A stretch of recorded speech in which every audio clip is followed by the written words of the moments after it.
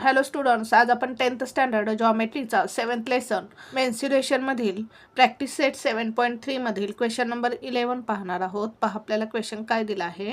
The area of a minor sector of a circle is 3.85 centimetre square and the measure of its central angle is 36 degree. Find the radius of the circle. तर आपल्याला काय दिलेला आहे पहा. हा जो minor sector आहे, या मायनर सेक्टरचा एरिया 3.85 सेंटीमीटर स्क्वेअर दिलेला आहे. त्याचबरोबर आपल्याला मेजर ऑफ सेंट्रल अँगल दिलेला आहे किती आहे 36 डिग्री. आपल्याला थीटाची व्हॅल्यू दिलेली आहे आणि एरिया दिलेला आहे. आणि आपल्याला काय फाइंड करायचं आहे, रेडियस ऑफ द सर्कल. या सर्कलची आपल्याला रेडियस फाइंड करायची आहे. आता आपल्याला एरिया ऑफ सेक्टर फॉर्म्युला माहिती आहे, A is equals to theta upon 360 into pi r square. आता आपल्याला एरिया दिलेला आहे, पायची व्हॅल्यू आपल्याला माहिती आहे, थीटाची व्हॅल्यू आपल्याला दिलेली आहे. मग आपण हा फॉर्म्युला यूज करून रेडियस काढून घेऊ. पहा सॉल्व करू आपण एक्झाम्पल. प्रथम आपण गिवन लिहून घेऊ. काय काय दिलेलं आहे पहा आपल्याला. The area of a minor sector of a circle is 3.85 centimetre square. लिहून घेऊ आपण. Area of minor sector is equals to 3.85 centimetre square. Measure of central angle दिलेला आहे आपल्याला, थीटाची व्हॅल्यू दिलेली आहे 36 degree. Central angle theta is equals to 36 degree. आणि आपल्याला काय फाइंड करायचं आहे, radius of the circle. Radius आपल्याला फाइंड करायची आहे. आता आपल्याला एरिया ऑफ सेक्टर फॉर्म्युला माहिती आहे. फॉर्म्युला लिहून घेऊ आपण. We know that area of minor sector A is equals to theta upon 360 into pi r square. आता आपल्याला एरिया ऑफ मायनर सेक्टर दिलेला आहे 3.85. आता थीटाची व्हॅल्यू दिलेली आहे 36 डिग्री अपॉन 360 इंटू पायची व्हॅल्यू आपण 22/7 घेऊ इंटू आर स्क्वेअर. आरची व्हॅल्यू आपल्याला फाइंड करायची आहे. आता या ठिकाणी भाग घालू आपण. 36 1 जार 36, 36 10 जार 360. येथे 2चा भाग जाईल. 2 5 जार 10, 2 11 जार 22. म्हणजेच 3.85 is equals to 11 into r square divide 5 into 7. 5 7 जार 35.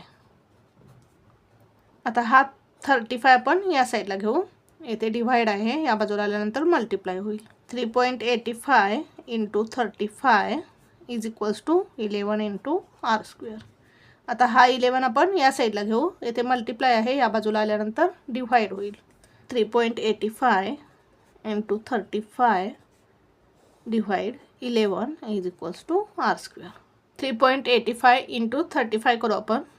3.85 इंटू 35.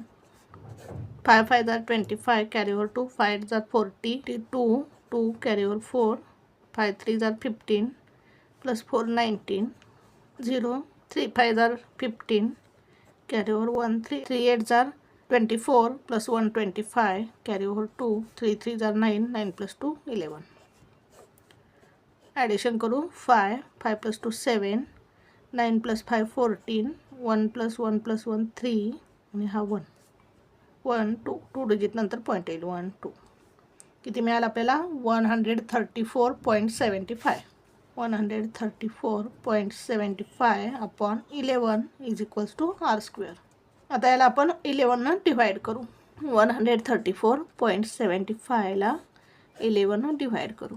11 1 जार 11, 3 - 1 2, 1 - 1 0, हा 4, 11 2 जार 22, 4 - 2 2, 2 - 2 0, 7 घेऊ पॉईंट. 11 2 जार 22, 7 मधून 2 गेले 5, 2 - 2 0, 5, 11 5 जार 55, 55 - 55 0. म्हणजेच किती मिळालं आपल्याला 12.25. 12.25 आर स्क्वेअरची व्हॅल्यू मिळाली आपल्याला. आता आपल्याला आरची व्हॅल्यू फाइंड करायची आहे. आपण काय करू, दोन्ही साईडचे स्क्वेअर रूट घेऊ. Taking square root of both the sides. 30चा स्क्वेअर किती आहे 900. 40चा स्क्वेअर किती आहे 1600. हा नंबर आता या दोन्हीच्या मध्ये आहे. प्लेसला 5 आहे, म्हणजे हा 35चा स्क्वेअर असणार आहे. 5 5 जार 25, 3चा नेक्स्ट नंबर 4, 3 4 जार 12, 35चा स्क्वेअर असणार आहे.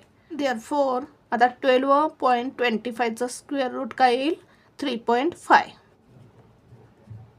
आणि आर स्क्वेअरचं स्क्वेअर रूट काय येईल r. Therefore r is equals to 3.5 centimetre. म्हणजेच रेडियस किती मिळाली आपल्याला 3.5 सेंटीमीटर. जर आपण याचा स्क्वेअर रूट काढलं तर किती मिळालं आपल्याला 3.5. म्हणजेच आपल्याला रेडियस किती मिळाली 3.5 सेंटीमीटर. आन्सर लिहू आपण. Therefore the radius of the circle is 3.5 centimetre. अशा प्रकारे आपल्याला हे एक्झाम्पल सॉल्व करायचं होतं. पुन्हा एकदा पहा आपण एक्झाम्पल कसं सॉल्व केलं.